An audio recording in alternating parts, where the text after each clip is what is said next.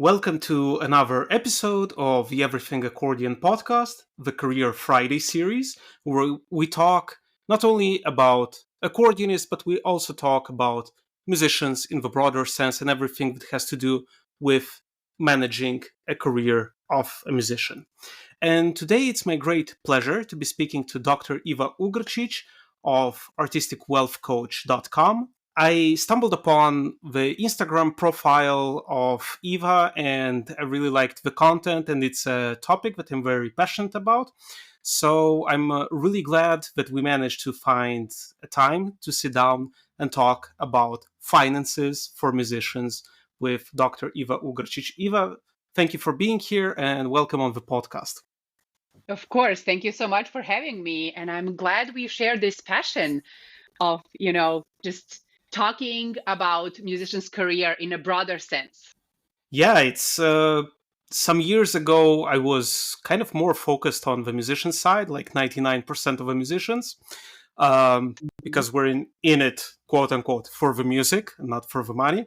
But at the same time, life is life. We also need to make a living. For those who don't know you, could you please say a couple of words to introduce yourself and a bit about your background? Of course. Yeah. So, just like yourself, right? I was like 100% into music and I still am. So I did my undergrad and I'm a flute performer. I'm a flutist. I'm a professional flutist. So I did my undergrad in Belgrade. I went to Paris for my master's degree and ended up in the US for my doctoral program.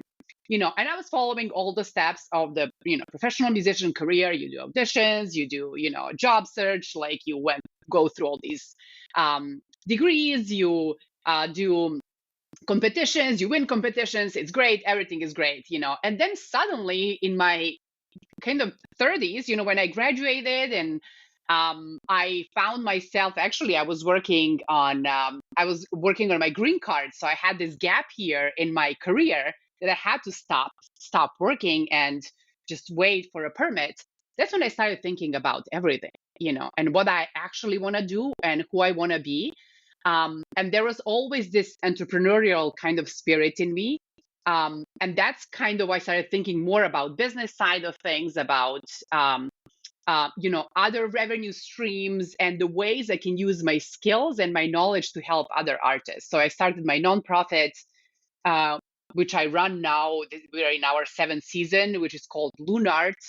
And LunART is a nonprofit organization that is celebrating and promoting women in the arts. And I'm working from artists from around the world, and we have a big annual festival. So that was kind of a first entrepreneurial idea. And then the second one is what you just mentioned, is artistic wealth coaching, because I noticed throughout my work with other artists that people don't really know how to manage their money, how to manage business side of their career, how to manage personal finances, which are it's extremely important, right? And how to manage their careers in general. So I'm kind of, I have kind of three avenues that I'm working. I'm working as a professional flutist. I'm working as an art leader, as a founder and artistic director of the big festival, and then I'm working as financial and career coach. Yeah, it's a kind of career portfolio that I believe most musicians kind of have, but let's say that specializing, especially in the questions of how things happen, how to optimize, how to put your life on the right track so that you have less stress and that you can focus on meaningful things that you want to do. Because Absolutely. we have musicians especially kind of grew up with this mindset of I think I read it also on your website, of a starving artist. Otherwise you're kind of not an artist. You're, I don't know, there's this very romantic idea that musicians live only from like emotions and music and playing, and it comes from divine inspiration and whatever, which some of it is true. But at the same time, we live in a society that, it's a capitalistic society. We also need to think about paying the bills, about securing our futures, about if something happens, we lose our job or we cannot play our instruments anymore, God forbid. Uh, I mean, we still need to have a plan B, a plan C, or whatever in case something happens. And for me, it's funny that you say that, but at one point, when you were working on your green card, at the same time when the pandemic happened, I enrolled into this program called Be Your Own Manager, conducted by Bernhard Karras, which I was looking at before, but somehow I didn't really have time. I always postponed it because Right. Yeah. money and career is one of those things that you're like, I probably should be doing that, but Yep. maybe tomorrow. Yeah. So We have all been there. the, yeah, no, there needs to be this break at one point where you say, okay, what am I doing with my life? Is it something that I really want to keep on going? Is it something that, do I need to improve? How? What? Why? And I believe it's very important for musicians sometimes to stop and just ask themselves, like, am I on the right track? Is it something like, does it complement my vision for my career? Am I going in the right direction? And for me, it clicked when I started listening on Clubhouse, this social app that was quite big before. Now I think Mhm. it's not really that active. Listening to all of these real estate entrepreneurs, people who had like worked in social media, people who worked in different companies, and at one point I thought, wow, they're talking about this like it's, I wouldn't say that it's easy, but it's doable. Before all of these huge things like marketing, finances, networking, such big words, and for many musicians, we're like, I'm gonna stay away from all of these big terms. You know, Yeah. so Yeah. yeah, for me, it clicked at that point, and I believe that musicians at one point also would like to help the future, the younger generations of Yeah. musicians. And how did it happen for you? Because, as you said, you have like these three avenues of interest. About Hmm.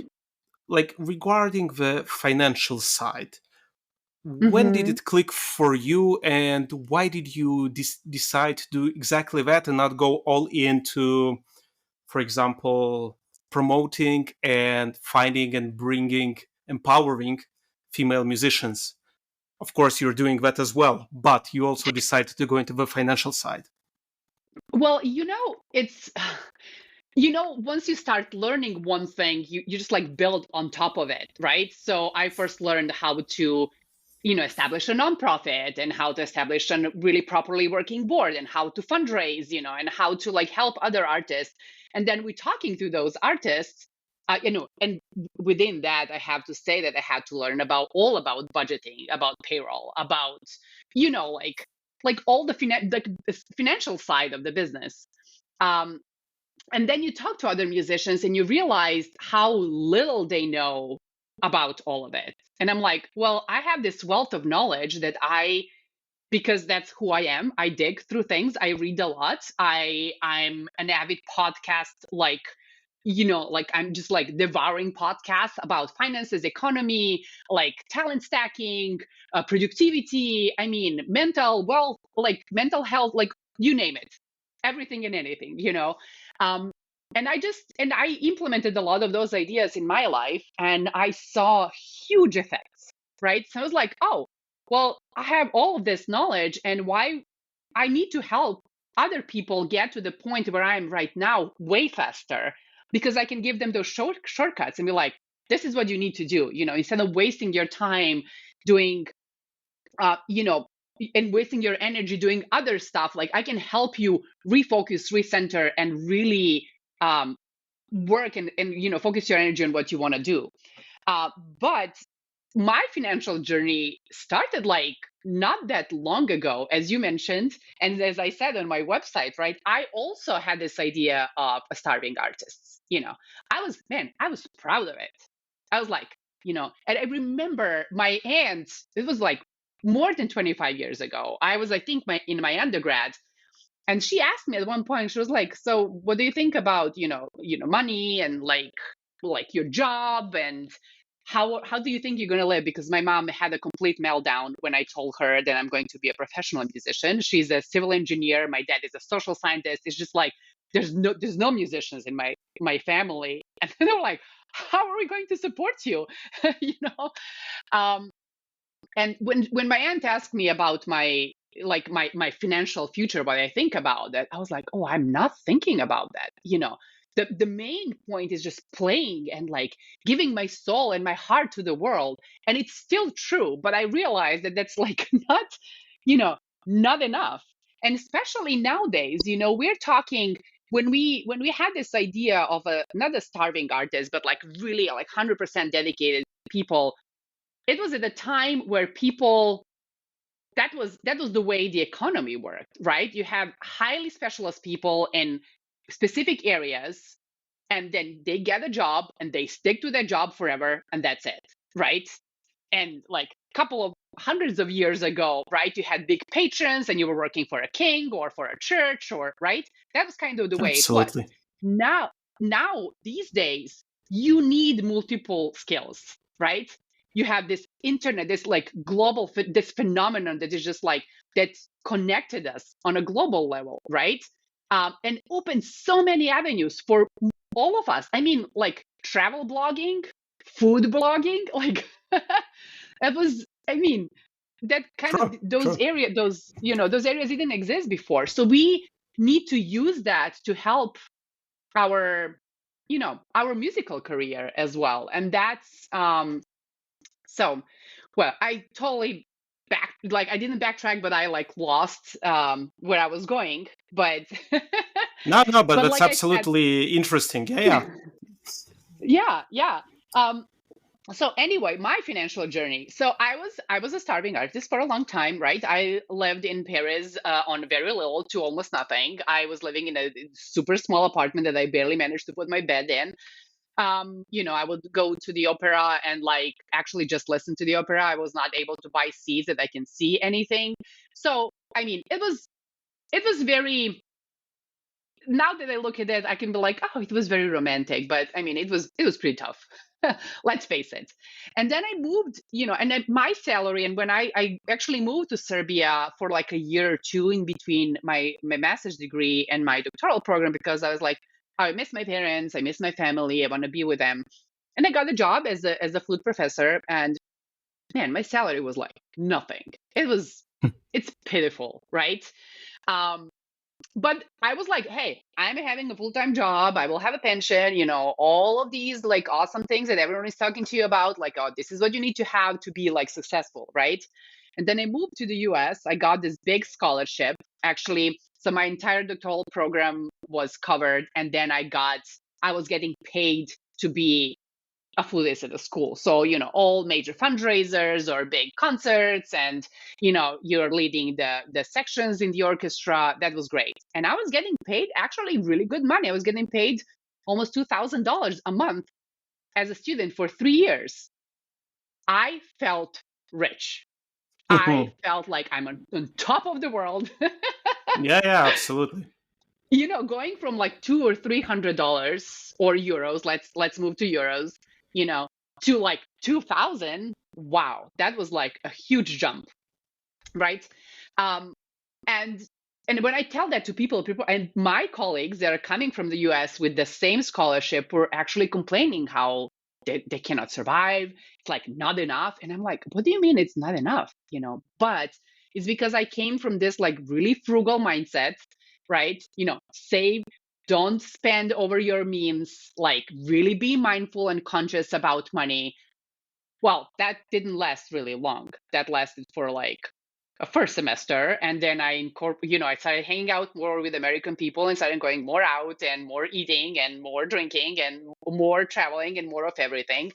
Uh, A normal and student life, yes. right. And then that's the peer pressure, right? You finish the concert, you cannot not go out and spend like, you know, 50 or $100 like everyone else is spending, if you want to be cool and you want to be part of the community and want to blend in, especially as an immigrant, right? Um, so that was, and then, that was kind of my student years. And then right after, actually, after I finished my first year as a director of my festival that I started, I managed to fundraise quite some money. So another nonprofit actually recruited me to work for them full time as a development person. And that's actually the first time I actually had an American salary with all the benefits. And we are talking like much bigger money. And again, that was a starting salary, but for me that meant like everything. It was like, oh my God, like I thought I was rich. Well, now I'm like, rolling in a dough. And that was the catalyst for me. That's why I started thinking. It was like, okay, I had this money as a student and I spent it all instead of like kind of saving and investing maybe in my new instrument, or more auditions or more lessons and all of that. um and I was like, okay, I'm gonna do it differently. And that's when I started really thinking how I'm spending money. What are my values in life?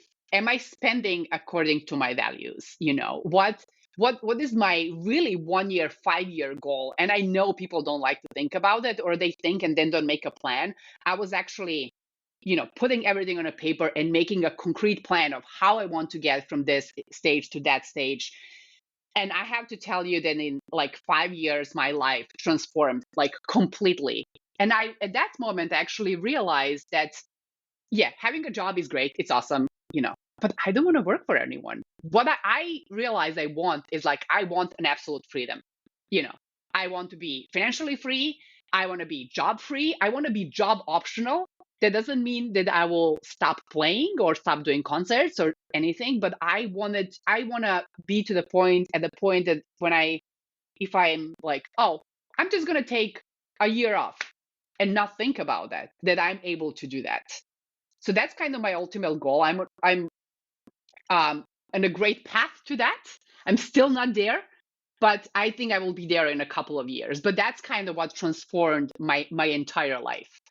This is a very long answer to your question, No, but I no, but hope. it touches upon, yeah, it touches upon about many, many interesting aspects of personal finances. What you're talking about is basically financial freedom, something that Yes. I hope to achieve. I think I'm on the right path, but I'm also quite leisurely about it. It's not that I'm going to Uh-huh. like not live my entire like 5 years like a squirrel, just deposit everything somewhere.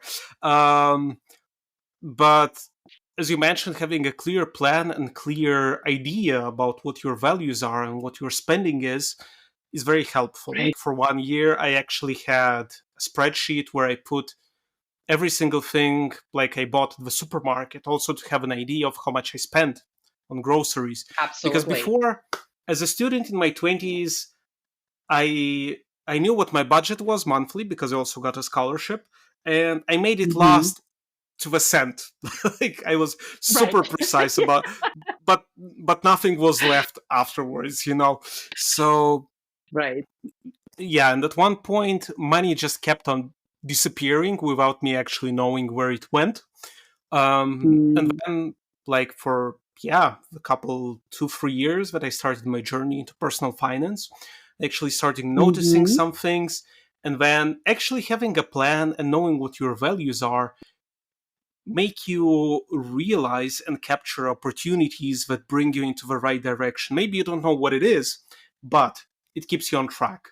And you don't just, I don't know, go and say yes to everything and play 100%. non-paid gigs and so on and so forth. So yeah, why do you think for us musicians it's so difficult to talk about finances? Because somehow it's almost a dirty topic. It's almost something that you don't even ask how much you were paid for that gig or how much do you earn for something. It's uh, I find it silly, to be honest, but there's still this stigma, and sometimes I also fall prey to it at times. Maybe it's Hmm. just ingrained. Yeah. Yeah, exactly. You grew up like that, and I have to say it's not just musicians, it's everyone. Any field. And it stems from our generations. I know my parents, even I don't know how much your parents talk to you about money. Nope. Did they teach you anything? Yeah, for me, it was like, No. oh, you just be good at school, you be the best at school, and you will get a job, and we're going to take care of all of it. And I grew up learning absolutely nothing. I mean, I graduated my undergrad and I almost didn't know how to write a check. I mean, it's shameful, right? It's like, because I never had to do it.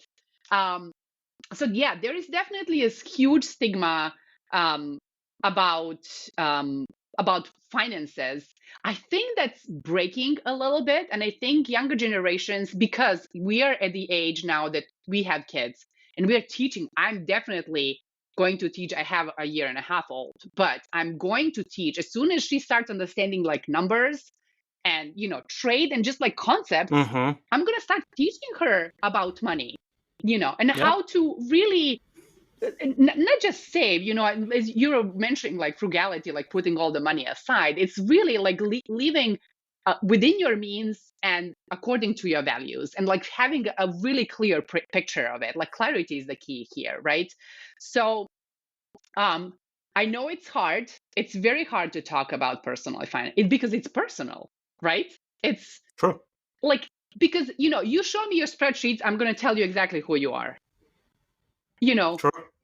you Yep. show me your budget, because if you tell me that you really value your health, but I see like McDonald's purchases 5 times a month and then no gym membership or any kind of like yoga or anything like that, I'm going to be like, well, maybe someone told you that your value should be health, but you're not living it. So the question is like, do you really not believe in it?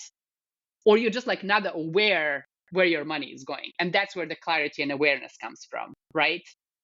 So Mm-hmm. and that's specific. And the worst thing actually I have seen is within couples, when a couple cannot talk about finances. When you meet someone, and then you as a couple, you have to talk about finances, and that's so hard. But you have to get on the same page, because if you're in a tandem kayak, or you're rowing and one is pulling and the other one is like doing something completely different, you're not going to go anywhere. You're going to drown probably, right? So getting on the same page as a couple with finances is um, extremely important. But as I said, I see the younger generations are talking more about money, and they're talking about salaries, and they're saying no to abusive relationship with their employees, which is amazing. Mm-hmm. And that's where this I hear a lot, especially other generations are like, oh, these youngsters are like so entitled and who they think they are. And I'm like, no, they should say no, to certain things. They should feel empowered to say no to certain things. So um, it's a very complex, and we can talk about this like forever. But Yeah. yeah, Yeah. I would encourage, you, of course, you're not gonna, grab a mic and go in the middle of the plaza and be like, hey guys, let me tell you how much I'm earning, But you should have a friend, or accountable buddy, right? Someone that you can talk to, you can like compare, you can ask questions, you can like that's and actually that's where the coach is coming. That's what I do, right? I know that everyone who is listening right now, everyone knows like, oh, you should be saving, and you should be preparing for some unexpected circumstances that happen, medical, or like your instrument breaks or whatever happens, as you said, in life. um, but how many people actually make a plan and implement it? And that's where you need someone to cheer you on, to be like, you can do this. This is exactly how you can do it, and how we can follow a plan. So plan needs to be simple and effective, and that's where kind of coaches come in. We talk about values, we talk about mindset is another thing. A lot of our mindset about finances and money and career and love life and health comes from our families, you know, and surrounding and Yeah. communities we grew up in. And I'm not saying they're bad, like there are definitely things that I got from my parents that they're not serving me well right now. Maybe it served them well 40 years ago, but now in my situation, that doesn't work anymore. So there is a lot of questions that we need to ask ourselves while working through this. Hmm. Yeah, it's. I'm sure you know of Ramit Sethi's podcast, and there he Oh talks yeah, a lot about psychology and history of money from family, and absolutely. yeah, yeah, it's absolutely true that sometimes maybe you're maybe not even aware of it, but you assisted some discussion of your parents about some certain spending, and then for you you just labeled it as bad. I don't know, going on a vacation for 3 days or 4 days somewhere. So then you're like, oh, no, no, no, absolutely, I must not spend on that. But at the same time, if you have been working your butt off for like 10 months a year, and you have 3 weeks in which you could actually go and, take a time off for yourself, um, maybe one thinks that it's really bad to do that because one should be frugal and prepare for the future. But at the same time, I believe that living in a scarcity mindset and in Yeah. the being broke mindset, you actually don't even see the value of that money in the future. So it's very funny what our brains are capable of, the mental gymnastics we're capable of to convince us, oh no, spend now. Like, don't think about it. Tomorrow is tomorrow. You'll see what happens Like, in one who knows year what's from going to now. happen tomorrow? Let's live now, Exactly. right? Which, Exactly. Maybe you won't even be alive. It's fine. Like, right. eat the pizza. Like, go on that vacation. Right, right. I remember, for example, my mom was someone that, like I said, they never talked about money. It was always, we have enough. You don't need to know details. We have enough. But, I always saw her as, she was she had a big career. She had 3 kids. She was one of those like superpower women. And in a country, that's very male dominated and it's like patriarchate is like really strong, but somehow she fought all of that. But then at the same time, her frugality, I actually, right, like a couple of years ago, realized that I inherited. Actually, I saw her. I'm mimicking her, and I need to like change that. But she would like, if we would like have a cleaner in the house, well, we tried multiple times with her, and she would be like, well, I can like clean it better.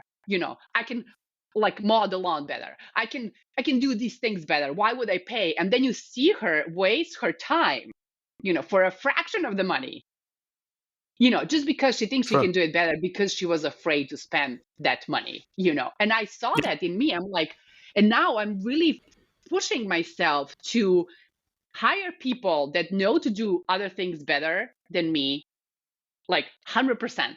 Like, why would I spend all of my time working on, for example, for my nonprofit at the beginning? And that's where my frugality was like, well, I can manage social media account and I can do all the marketing and I can do all the programming and I can book all the venues and I can book all the artists. And it was necessary at the beginning, but now I'm like, nope, like I can do all of these things, but that's not the best usage of my time, you know. So I don't know if you're aware, if you know of this principle 80/20, and I'm blanking on a name right now, but it's basically what's saying, right? Do It's right. Pareto principle. Yeah. Yeah, thank you. But yeah, then that's, I'm really, every time I'm like, I'm facing a challenge or I need to do a task, I'm asking myself this, like, you know, like, or can I hire someone, or can I give it to someone that knows more than me or equally as me, but I have other strengths and other skills that I can put towards something else that will reap bigger results for me or for the project that I'm working on. Yeah, no, absolutely. I mean, a funny example, like I'm now on vacation in Croatia, and I went to a supermarket and I looked at the ice cream, and for some reason I had a flash in my head. I was like, I remembered my mom saying, no, no, don't buy this ice cream, buy the Eskimo or whatever. And then I thought about it. I'm like, well, I can afford it, even if it's like a €3 instead of €2 ice cream. It really doesn't make a change. But at the same time, and when I thought about it, I was like, yeah, I have manuscripts from my parents that I Yes, involuntarily somehow have inside myself. But at the yes, same time, I'm thinking, do I really value ice cream that much that I would pay €3 for that, or would I rather, I don't know, do something else? And it's a question of choice at the end. But Yeah. Absolutely. Absolutely. Well, when I was like trying to get a hold of my finances, I did exactly what you did. I was like tracking my expenses for more than a year, like religiously, every single day, every single cent, you know. And I realized that in that year, my husband and I, we were dating at the time, but living together, we spent over $10,000 on eating out in a year. And we're like, wait, what? I ate the entire car, a used car, but still, I ate the Yeah, entire yeah, car. It's like that's it. And when's me eating three times, like this in this Mexican restaurant, make me three times um, happier this week? Probably not. So that's where you start. But at the same time, when you're talking about dollar or two or euro, um, that's not where your wealth will come. Your wealth is coming from like big life decisions and big purchases. Like, do you need a brand new car that costs $50,000? Do you like what means when back tells you, oh, you can afford this house? Like, can you actually afford this house? You know, like this is like yeah, one of the biggest purchases of your life. Doesn't so wealth comes in those big decisions, not in like small euro here or there. Yeah, yep, maybe in yeah, eating out. absolutely. Yeah, but Yeah, yeah, no, it's all, again, a question of values. Like, do you really value eating out? For some people, exactly. if you're doing everything right and you're putting money towards your future and retirement or plans or whatever, you're doing your savings, you're doing your job. For all means, just go and spend 2,000 euros per weekend on Ibiza or wherever. If you have the money, do it. Um, I mean, Yeah, but it's also absolutely. like, yeah, did like, and it's you can do it now, but you can like again, it needs to be part of your plan, and you need to be conscious about that. If you put in your budget, okay, Exactly. this is my free spending. This is the money, so I'm putting $2,000 aside, and I'm gonna spend it this month, no questions asked.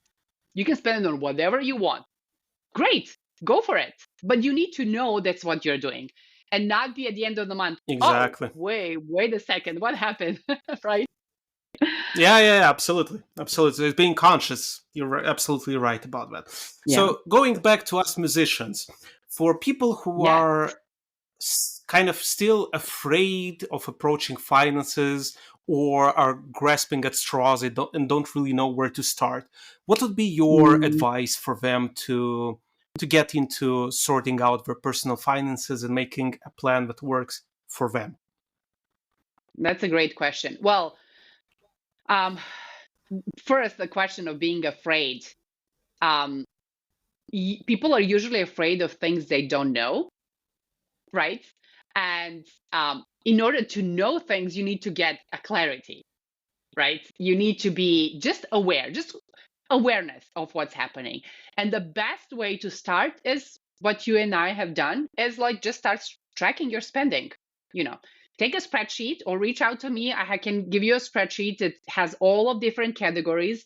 And I have all the formulas outlined is like, average monthly spending, average yearly spending, and you can kind of see what you're trending and don't try to do anything. Just live your life and keep track of your spending and just see where you land. Do it for a couple of months and then take a look and see what the story tells you. you know oh, exactly, like I ate too much outside, or oh, I'm spending way more money on subscriptions than I thought I'm spending on, or I'm like, oh, actually I actually have money to work with.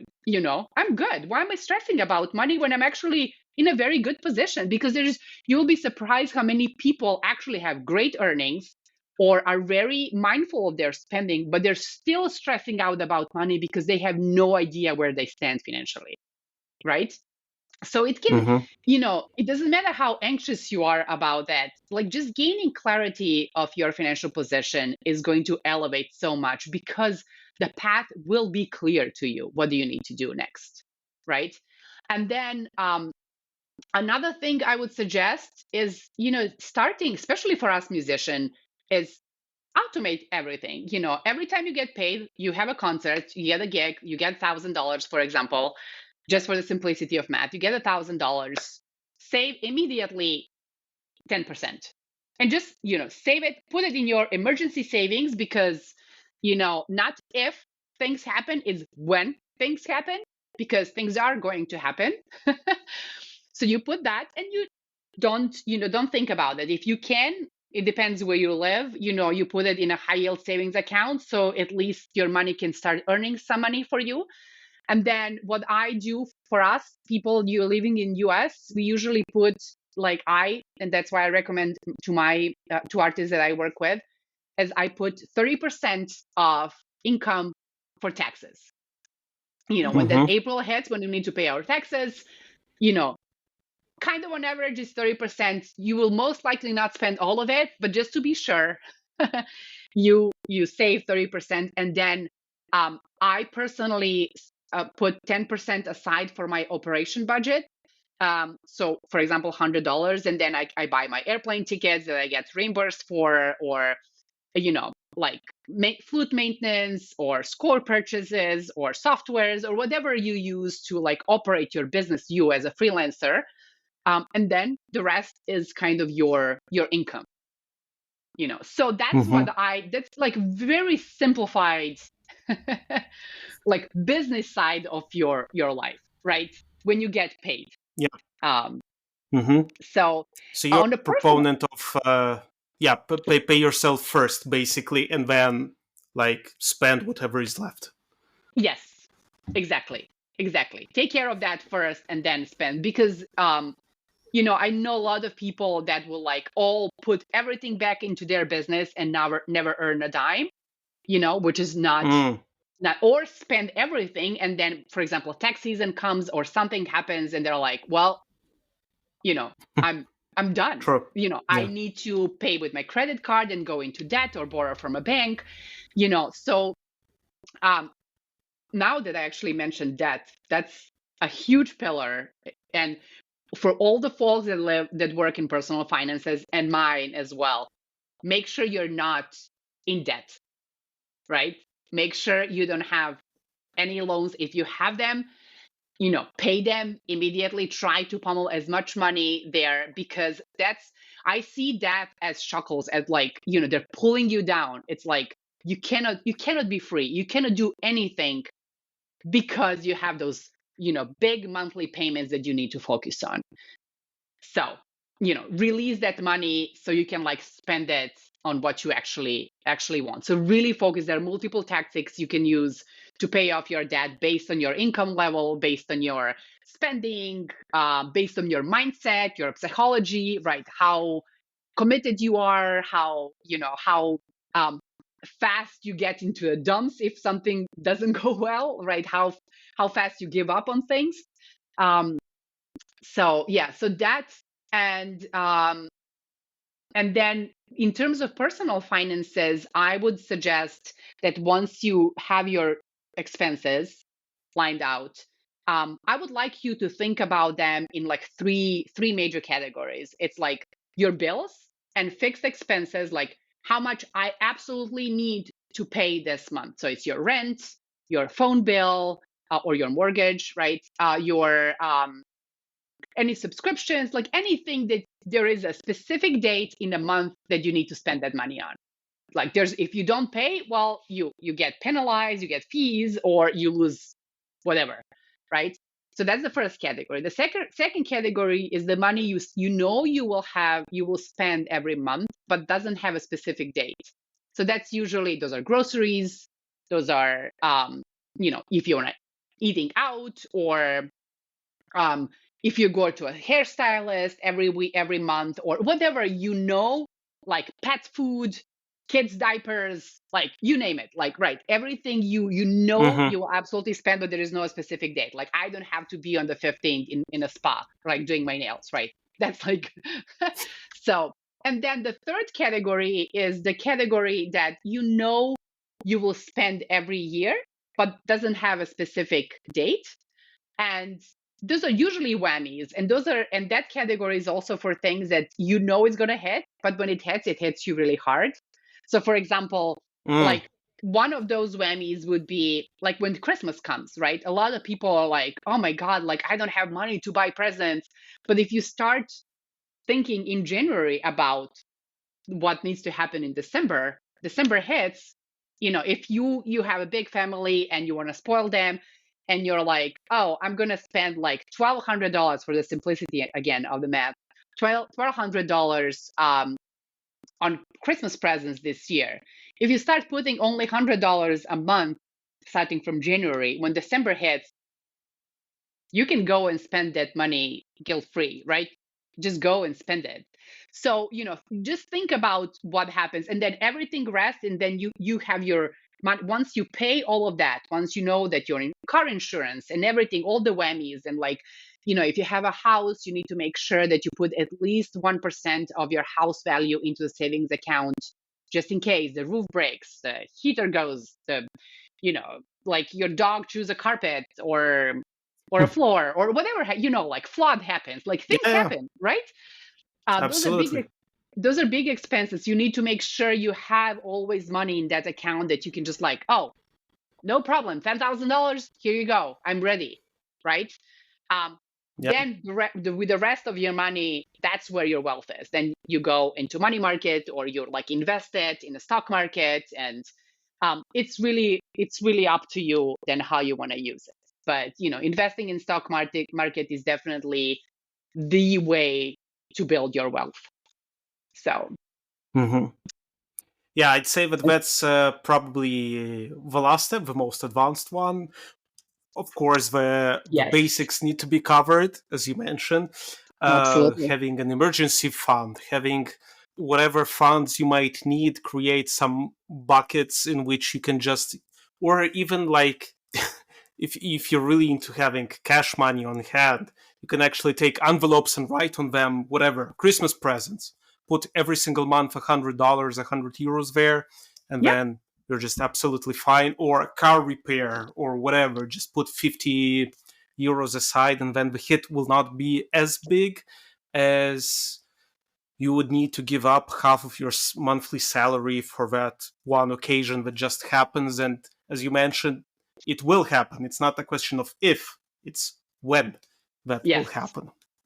Yeah. Yes, absolutely. And I think like one of the crucial things, because, I believe that there is a lot of opportunities and options that musicians, because being a musician is such a multifaceted and such a varied and vast profession that you can Yes. actually complement being an active performer with teaching, or with, for example, if you're very good at it, recording, mixing, uh, being a session musician, Yes. presenting something. There's really a lot of options, but somehow most of us are locked into these two options, which are performing artist.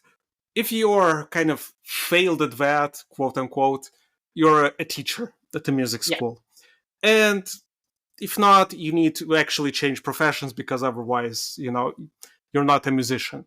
And You that's failed, a very, right? exactly, your Yeah. failures are just like, Yeah. change your career. And Yeah. that's a symptom of a scarcity mindset. Hmm. How do you go about changing the mindset from scarcity to abundancy? Oh wow, that's a that's a great question, and That's it's a the loaded $1 million one. question. um, and as we talked about, this scarcity mindset it goes way deeper, right? Than surfacey. And when I work with my clients, I always ask like 7 times, really, why? Like, and there's something about asking the same question over and over again and peeling those answers like an onion, right? Until you get to the um the main reason of things. But yes, scarcity is definitely um what stops a lot of musicians and a lot of artists and people in general from pursuing their dreams, right? um a lot of the times it's fear, fear of failure or fear of success, fear of what other people would say. It's like, I know a lot of people that are still, I know they're not happy in a music world. I know they want to change, but they still think that, like, oh, what will community say? I will be a failure, because a lot of what we do is measured, with the level of success, the number of prizes you get, or like, job opportunities you get. And we don't teach necessarily this, healthy mindset.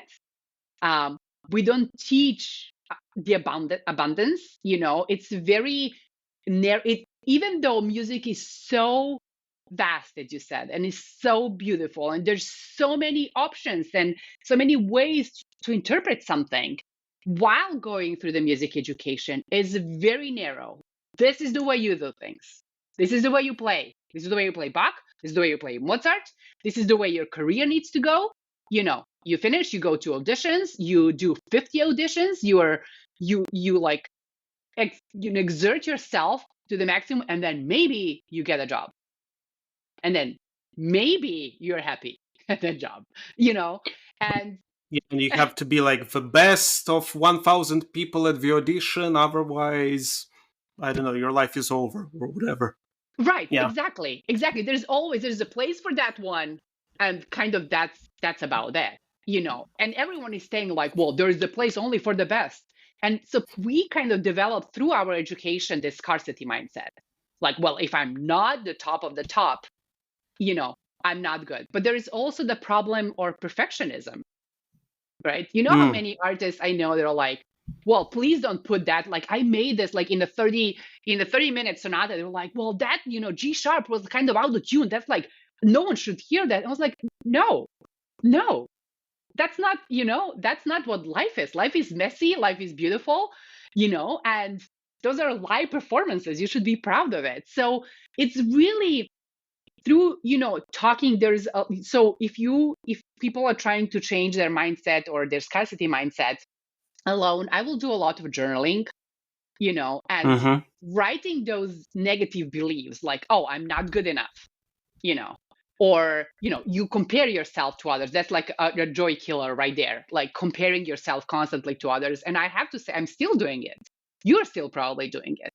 We'll kind of, you know we'll battle with this probably our whole life, but being aware of it and having a tactics of getting yourself out of that funk is what matters, right? So, like I said, journaling, asking a lot of questions, having a coach or having a partner to talk to.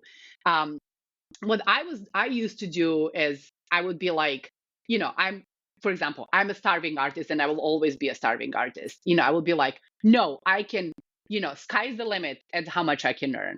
You know, I'm totally worth Hmm. it of freedom and financial stability and abundance. And it's not, I'm not talking about this like guru, like woo woo stuff, like what's that secret called? Like, oh, you think and things are going to Mm. come to you. The But manifestation. Yeah. manifestation, yeah.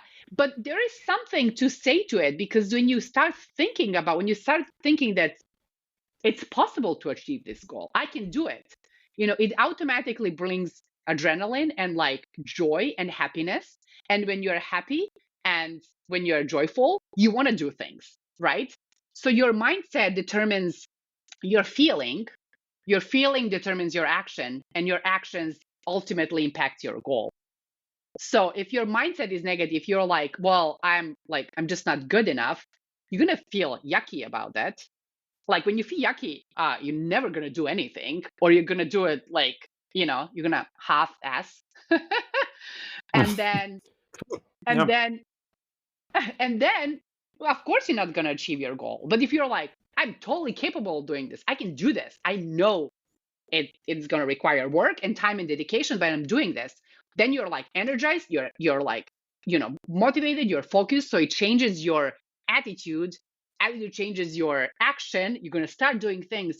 There's no way you're not going to get there. Maybe not going to get to the, maybe you're not going to climb the Mount Everest, but you're going to like achieve your goals or be at the point that you are happy and satisfied with your life.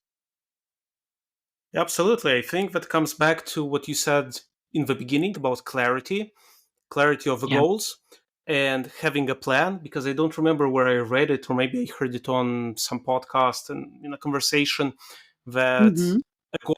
a goal without a plan is just a dream, and Yes. a goal without a deadline is also among, wishes, so wishful thinking. For some reason, Exactly. like I discovered this one episode on one of the podcasts about mindsets, has nothing to do with music or finances, and it was at the end of a year writing like the goals for the next year. And the idea Hmm. was that you don't need to be realistic, just think like a child, that everything is possible, and write down in different categories, like what would you like to do in terms of personal relationships, in terms of career Hmm. goals, in terms of experiences, traveling, in terms of spiritual, mm, not necessarily religious, but for example, maybe you would like to be in nature a bit more.